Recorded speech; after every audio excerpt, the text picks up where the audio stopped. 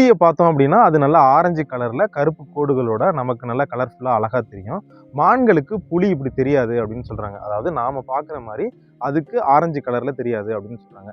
நம்மளோட கண்கள் பார்த்தோம் அப்படின்னா அது முன்னிற பார்வைக்குடையது, அதாவது ட்ரைக்ரோமேட் அப்படின்னு சொல்லுவாங்க.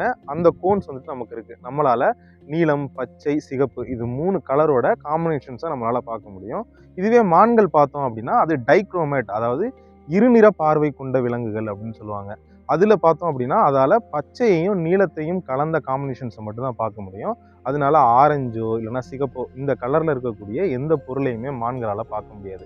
இப்ப புலி பார்த்தோம் அப்படின்னா அது ஆரஞ்சும் மஞ்சளும் கலந்த ஒரு நிறத்துலையும் அதே சமயம் வந்துட்டு கருப்பு கோடுகளோட இருக்கும். இது ஒரு புதருக்குள்ள இருந்துச்சு அப்படின்னா மான் வந்துட்டு புலியை பார்க்குது அப்படின்னா மான்களால ஆரஞ்சு கலரை வந்துட்டு பார்க்க முடியாது. அது புளி எப்படி தெரியும் அப்படின்னா, அதாவது புளி உடம்புல இருக்கக்கூடிய ஆரஞ்சு கலர் எப்படி தெரியும் அப்படின்னா ஒரு மாதிரி பச்சையும் சாம்பலும் கலந்த ஒரு கலர்ல தான் தெரியும். இது பார்த்தோம் அப்படின்னா அந்த புதர்ல பார்த்தோம் அப்படின்னா அதிகப்படியா வந்துட்டு பச்சை நிறம் தான் இருக்கும். அந்த சாம்பல் நிறமும் பார்க்கையில புளியை வந்துட்டு சரியா வந்துட்டு மான்களால பார்க்க முடியாது. இன்னொன்று புலியோடைய உருவத்தை வந்துட்டு சிதைக்கிறது விதமா அதுல வந்து நிறைய கருப்பு கோடுகள் இருக்கும். இந்த கருப்பு கோடுகள் என்ன பண்ணும் அப்படின்னா அந்த பச்சை கலரை வந்துட்டு தனித்தனியா பிரிச்சு காட்டிடும். இதனால என்ன ஆயிரும் அப்படின்னா புலியோட மொத்த உருவத்தை வந்துட்டு மான்களால பார்க்க முடியாது.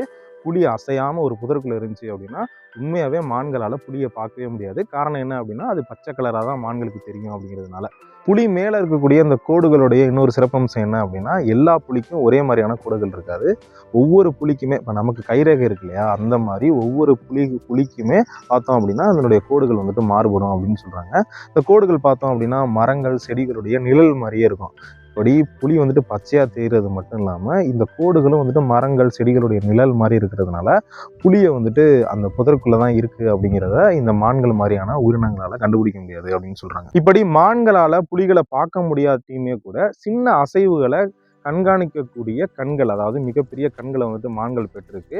மான்களுடைய கண் பார்த்தோம் அப்படின்னா 300 310 டிகிரி வரைக்குமே பரந்த பார்வையை மான்களால பார்க்க முடியும் அப்படின்னு சொல்றாங்க. அதனுடைய காதும் பார்த்தோம் அப்படின்னா சின்ன சவுண்டை கூட கேட்கக்கூடிய ஒரு தன்மை இருக்கு. அது மட்டும் இல்லாமல் மான்களுக்கு மோப்ப சக்தியும் அதிகம். இதனால மான்கள் வந்துட்டு புலிகிட்ட வந்து தப்பிக்கிறதுக்கான ஒரு சூழலும் நிலவும். ஆனால் எப்படி இருந்தாலும் மானை வந்துட்டு புலி பிடிக்கிறதுக்கு புலிக்கு பெருமை உதவுறது என்ன அப்படின்னா இந்த உருவ மறைப்பு தான்.